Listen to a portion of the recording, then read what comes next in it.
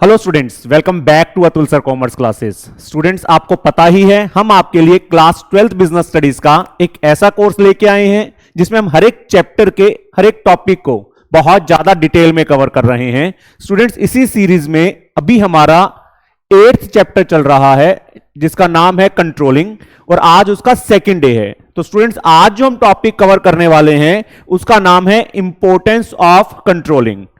तो students, last topic के अंदर हमने कंट्रोलिंग का मतलब करा। What is the meaning of controlling? मैंने आपको बताया कंट्रोलिंग में बेसिकली हम एक्चुअल परफॉर्मेंस को मेजर करते हैं, उसको टारगेट्स या स्टैंडर्ड्स के साथ कंपेयर करते हैं, उसके बाद यह पता करते हैं कि कोई डेविएशन तो नहीं है। अगर कोई डेविएशन है तो हम करेक्टिव मेजर लेते हैं जिससे कि उस डेविएशन को दूर कर सकें और अल्टीमेटली गोल्स को अचीव कर सकें। तो अगर हम कंट्रोलिंग कर रहे हैं तो उसके बेनिफिट्स क्या हैं? सबसे पहला बेनिफिट है अकम्प्लिशिंग ऑर्गेनाइजेशनल गोल्स। आप कह सकते हो helps in achieving organisational goals. Controlling में हम क्या करते हैं, जो भी मिस्टेक्स होंगी, जिसको कि आप डेविएशंस भी बोल सकते हैं, मिस्टेक्स और deviations are located very quickly.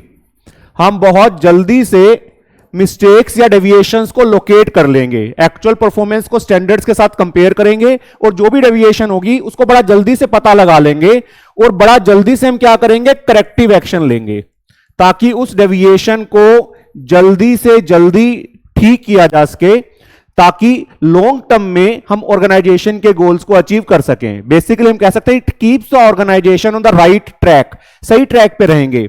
हम जा रहे हैं, थोड़ा सा डेविएशन होगी, कंट्रोलिंग के थ्रू दोबारा से हम उस डेविएशन को दूर करके ट्रैक पे आ जाएंगे। तो ultimately we are able to achieve the goals. अगर जो छोटी मोटी प्रॉब्लम्स हैं उनको हम साथ के साथ आइडेंटिफाई कर लेते हैं, साथ के साथ करेक्टिव मेजर लेके हम उन प्रॉब्लम्स को दूर कर देते हैं। तो controlling make sure that we are able to achieve the organisational goals by keeping the organisation on the right track. If there is any shortcoming और deviation, that is located very quickly and very quickly we are taking the corrective actions, so it helps in achieving the organizational goals. Then judging accuracy of standards. Standards का मतलब है जो आपने targets set करे थे, जिनको आप benchmarks भी बोल सकते हो। तो कई बार क्या होता है, एनवायरमेंट में चेंजेस आ जाते हैं। अब एनवायरमेंट में चेंजेस आने की वजह से हो सकता है जो हमने स्टैंडर्ड्स सेट करे थे, टारगेट सेट करे थे, उनको अचीव कर पाना पॉसिबल ना हो। तो कंट्रोलिंग के अंदर कॉन्टिन्यूअस बेसिस पर हम एनवायरनमेंट को स्टडी करते हैं, स्कैन करते रहते हैं और जो एनवायरनमेंट में चेंजेस आ रहे हैं उसके अकॉर्डिंग हम अपने प्लान्स को रिवाइज कर लेते हैं। तो basically we revise the standards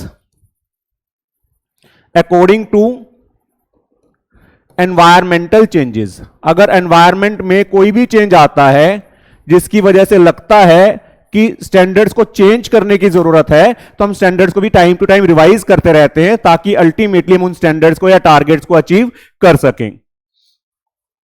then making efficient use of resources. Efficiency का आपको मतलब पता है कि हम बेस्ट पॉसिबल यूटिलाइजेशन करेंगे कम से कम कॉस्ट पे। तो स्टूडेंट्स, कॉस्ट ज्यादा जब आती है जब वेस्टेज हो, तो कंट्रोलिंग के अंदर हम क्या कर रहे हैं, we are minimising the wastage. Controlling में जब एक सुपीरियर अपने सबऑर्डिनेट के काम को कंट्रोल करता है तो वो चेक करता रहता है कि सबऑर्डिनेट अपना काम ढंग से कर रहा है या नहीं कर रहा है, वो रिसोर्सेज की वेस्टेज तो नहीं कर रहा है, वो टाइम की वेस्टेज तो नहीं कर रहा है। तो अगर हम कंट्रोलिंग करते हैं तो हम सभी टाइप की वेस्टेजेस को हटा सकते हैं जिससे कि हम मैक्सिमम यूटिलाइजेशन कर सकते हैं रिसोर्सेज का। और अगर हम मैक्सिमम यूटिलाइजेशन कर रहे हैं तो एफिशिएंसी अपने आप इंक्रीज हो जाएगी और कॉस्ट अपने आप कम हो जाएगी। तो बेसिकली कंट्रोलिंग की हेल्प से कॉस्ट को भी हम कम कर सकते हैं, एफिशिएंसी को बढ़ा सकते हैं by removing all the wastages that are associated in the organisation. Then students, improving employees motivation. Employees का मोटिवेशनल लेवल। एक एम्प्लॉय जिसको पता है कि उसकी परफॉर्मेंस को मेजर किया जाएगा, एक एम्प्लॉय जिसको पता है कि ये स्टैंडर्ड्स हैं जिसके अगेंस्ट मेरी परफॉर्मेंस को कंपेयर किया जाएगा, अगर मैं अच्छा काम करूंगा तो मुझे उसके बदले रिवार्ड मिलेगा, अगर मैं अच्छा काम नहीं करूंगा तो उसके अगेंस्ट मुझे पनिशमेंट्स भी मिल सकती हैं। तो एक बड़ा मोटिवेटिंग फैक्टर है कि एम्प्लॉय को पता है उसकी परफॉर्मेंस को जज किया जाएगा।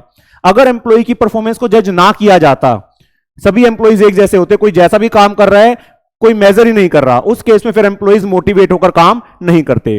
तो क्योंकि हमने स्टैंडर्ड सेट कर रखे हैं और एम्प्लॉय को पता है कि इन स्टैंडर्ड्स के अगेंस्ट मेरी परफॉर्मेंस को चेक किया जाएगा, तो it is a very big motivating factor. Employees को पता है अगर मैं स्टैंडर्ड्स को क्रॉस कर लूंगा, स्टैंडर्ड से ज्यादा अच्छा काम करूंगा, तो उसके बदले मुझे इंसेंटिव्स मिलेंगे, तो it is a very big motivating factor also. Then ensures order and discipline. Students आप खुद भी देख सकते हैं, अगर किसी को कंट्रोल ना किया जाए तो वो इनडिसिप्लिन क्रिएट करते हैं। सपोज आपकी क्लास में टीचर नहीं है, तो कुछ शरारती बच्चे ऐसे हो सकते हैं जो इनडिसिप्लिन क्रिएट करें, बट क्लास में सपोज टीचर है और वो कंट्रोल कर रहे हैं, तो उस केस में इनडिसिप्लिन क्रिएट नहीं होगा। तो same is the case with the organisations. अगर ऑर्गेनाइजेशन में सुपीरियर जो हैं वो अपने सबऑर्डिनेट्स के काम को चेक कर रहे हैं, उनकी परफॉर्मेंस को मेजर कर रहे हैं, राउंड लगा लगा के उनको देख रहे हैं कि वो अपना काम ढंग से कर रहे हैं नहीं कर रहे हैं, तो वहां पर फिर इनडिसिप्लिन नहीं होगा, मशीन्स का कह सकते हैं मिस हैंडलिंग नहीं होगी, और प्रॉपर ऑर्गेनाइजेशन के अंदर डिसिप्लिन मेंटेन रहेगा। अगर कंट्रोलिंग ना करें तो ऑर्गेनाइजेशन के अंदर कैओस क्रिएट हो सकता है, इनडिसिप्लिन क्रिएट हो सकता है। तो कंट्रोलिंग की हेल्प से हम डिसिप्लिन को भी मेंटेन कर सकते हैं। Then last is facilitating coordination in action. Controlling में हम बेसिकली क्या इंश्योर कर रहे हैं कि जो हमने स्टैंडर्ड्स सेट करे थे उनको फॉलो किया जाए। अगर कोई डेविएशन आ रही है तो हम साथ के साथ उन डेविएशंस को दूर कर देते हैं, और जो हमने स्टैंडर्ड सेट करे थे वो हमने सभी ने कोऑर्डिनेशन के साथ सेट करे थे। Production department, marketing department, finance, सभी ने जो स्टैंडर्ड सेट करे होंगे एक दूसरे के साथ कोऑर्डिनेशन में सेट करे होंगे। तो अगर हमने स्टैंडर्ड्स को फॉलो करवा दिया, we are making sure that all the people are working according to the standards, then we can make sure that there is a proper coordination in the organisation. हाँ, अगर लोग स्टैंडर्ड्स के according काम ना करें, हर कोई अलग अलग तरीके से काम कर रहा है, स्टैंडर्ड्स को अचीव नहीं कर रहा है, वहां पर कोऑर्डिनेशन मेंटेन करना मुश्किल हो जाएगा। But if we are making sure that all the people are working as per the pre decided plans, जैसा उनको काम किया दिया गया है वैसा ही वो काम कर रहे हैं, उस केस के अंदर फिर कोऑर्डिनेशन ऑर्गेनाइजेशन के अंदर मेंटेन करना बड़ा आसान हो जाएगा। तो स्टूडेंट्स, ये थी इंपॉर्टेंस ऑफ कंट्रोलिंग। अब एनसीईआरटी में से देखते हैं एनसीईआरटी में इसके बारे में क्या दे रखा है। तो इंपॉर्टेंस ऑफ कंट्रोलिंग में पहला पॉइंट है accomplishing organisational goals. Controlling ensures that results of business operations conform as closely as possible to the pre determined standards. Controlling इस चीज को एंश्योर कर रही है कि जो हमारा रिजल्ट हो वो एज पर स्टैंडर्ड्स हो। मिस्टेक्स आर लोकेटेड क्विकली, मैंने आपको बताया मिस्टेक्स को हम बड़ी जल्दी से लोकेट कर लेंगे, and appropriate corrective actions are taken, और अप्रोप्रिएट करेक्टिव एक्शंस ले लेंगे। Controlling therefore keeps the organisation on the right track. तो कंट्रोलिंग हमें सही ट्रैक पर रख रही है, so that organisational goals can be achieved effectively, ताकि हम ऑर्गेनाइजेशन के गोल्स को अचीव कर सकें। तो कंट्रोलिंग इस चीज को इंश्योर करती है कि गलतियों को साथ के साथ दूर कर दें, जिससे कि गोल्स को अचीव करना हमारे लिए ईजी हो जाए। Then judging accuracy of standards, a good control system enables management to verify whether the standards set are accurate and objective. एक अच्छा कंट्रोल सिस्टम इस चीज को भी इंश्योर करता है कि हम इस चीज को चेक कर सके कि जो हमने स्टैंडर्ड सेट करे थे वो एक्यूरेट है या नहीं है, उनको ऑब्जेक्टिवली अचीव किया जा सकता है या नहीं किया जा सकता। An efficient control system keeps a careful check on the changes take place in the environment or the organization. बाहर क्या चेंजेस हो रहे हैं और एनवायरमेंट में क्या चेंजेस हो रहे हैं उसको हम स्टडी कर रहे हैं, and helps to review and revise the standards in light of such changes. उसका जो चेंजेस एनवायरमेंट में हुए उसके हिसाब से हम ऑर्गेनाइजेशन में भी चेंजेस को इंप्लीमेंट करेंगे, अपने स्टैंडर्ड्स को रिवाइज कर देंगे जिससे कि उनको अचीव किया जा सके। Making efficient use of resources by exercising control, a manager seeks to reduce wastage and spoilage. मैंने आपको बताया एफिशिएंसी बढ़ाने के लिए वेस्टेज या स्पॉइलेज को आपको कम करना पड़ेगा। Each activity is performed in accordance with the predetermined standards and norms. हर एक एक्टिविटी को हम स्टैंडर्ड्स के अकॉर्डिंग करेंगे। This ensures that resources are used in the most effective and efficient manner. तो हम इंश्योर कर सकते हैं कि रिसोर्सेज को सबसे एफिशिएंट और इफेक्टिव तरीके से हम यूज करें। अगर हम कंट्रोलिंग नहीं करेंगे वेस्टेज होगी, एफिशिएंसी डाउन हो जाएगी। Improving employee morale. A good control system ensures that employees know well in advance what they are expected to do. Employees को पहले से पता है उन्होंने क्या करना है, and what are the standards of performance on the basis of which they will be appraised. किन स्टैंडर्ड्स के अगेंस्ट उनकी परफॉर्मेंस को मेजर किया जाएगा। It thus motivates them and helps them to give better performance. तो उससे उनको motivation मिलेगी और वो ज्यादा अपनी परफॉर्मेंस को इंप्रूव करने की कोशिश करेंगे। Then ensures order and discipline. Controlling creates an atmosphere of order and discipline. मैंने आपको बताया अगर कंट्रोलिंग करेंगे तभी डिसिप्लिन मेंटेन होगा, अगर कंट्रोलिंग नहीं करेंगे तो डिसिप्लिन मेंटेन नहीं होगा।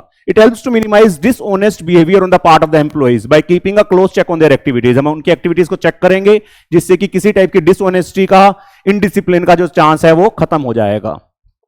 The last one is facilitating coordination in action. Controlling provides direction to all the activities and efforts for achieving the organizational goals. Controlling इस चीज को इंश्योर करती है कि सभी एक डायरेक्शन में काम करें ताकि गोल्स को अचीव किया जा सके. All employees and departments are controlled according to pre determined standards. हर एक एम्प्लॉई, हर एक डिपार्टमेंट स्टैंडर्ड्स के अकॉर्डिंग काम करेगा, which are well coordinated with one another. और जो हमने स्टैंडर्ड सेट करे थे वो एक दूसरे के साथ कोऑर्डिनेशन में सेट करे थे. This ensures the achievement of overall organisational goals. तो हम एंश्योर कर सकते हैं कि ओवरऑल ऑर्गेनाइजेशन के गोल्स को हम अचीव कर लें. तो स्टूडेंट्स ये थी इंपॉर्टेंस ऑफ कंट्रोलिंग. उम्मीद है आपको टॉपिक बड़े अच्छे से समझ में आया होगा. जल्दी ही मिलते हैं नेक्स्ट टॉपिक के साथ. Thank you.